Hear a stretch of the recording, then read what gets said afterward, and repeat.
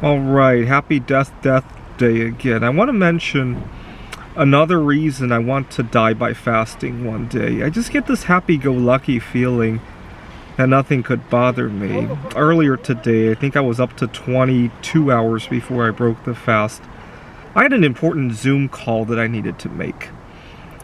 During the Zoom call, there was something very difficult it took a lot of courage to say on the Zoom call.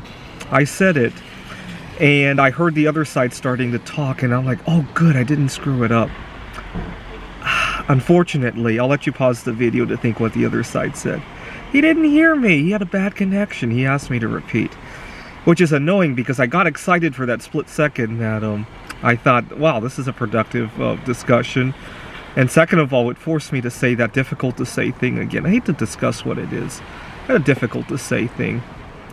And I was so upset that I was afraid I was going to mess up. So I actually hung up the Zoom call and pretended that I had a bad connection too. And I gave myself 30 seconds and I called back to say, I'm sorry, it looks like our connection was bad. Can you hear me better now?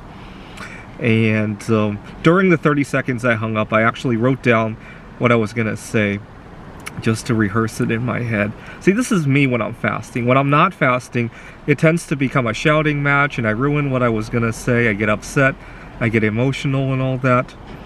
And that's good. I made a mistake one time at a job interview. I had a job interview over Zoom, and I made the mistake of, I went to the public library in Bellevue, Washington, and one of my favorite places to go, because I love going there to do all sorts of things, to kind of show off a little bit. I went there for the job interview. It was on a Friday afternoon. There were a lot of young people there, and I sat down. The noise level wasn't too bad. I'll let you pause the video to think what could go wrong in a situation like that. Well, the interviewer wanted to ask me about conflicts I've had with clients, right? It's a tutoring center that I was interviewing, and how I handled them. How would I handle it if kids asked inappropriate things, right? Because kids love to do that, right? I had good answers for them, but not in front of everybody else at the library. And I told the interviewer that, you know, this is not something I'm comfortable talking about over here.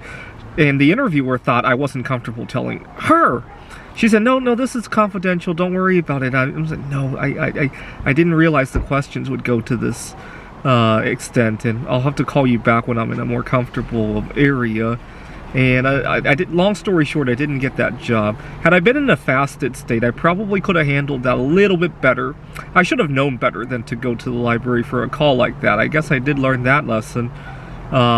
Leave a comment. What would you do if you realize you went to the wrong place for a call and couldn't discuss openly and you felt constrained, right? So for example, if you're calling, it could be a job interview, it could be a workplace negotiation. I'm trying to think where this could come up. It could be you're trying to settle some kind of disagreement, right? You call your landlord and you want to complain about him, but you're in a place where you don't want to sound whiny. Could be any number of things, right? Alright, thanks for watching.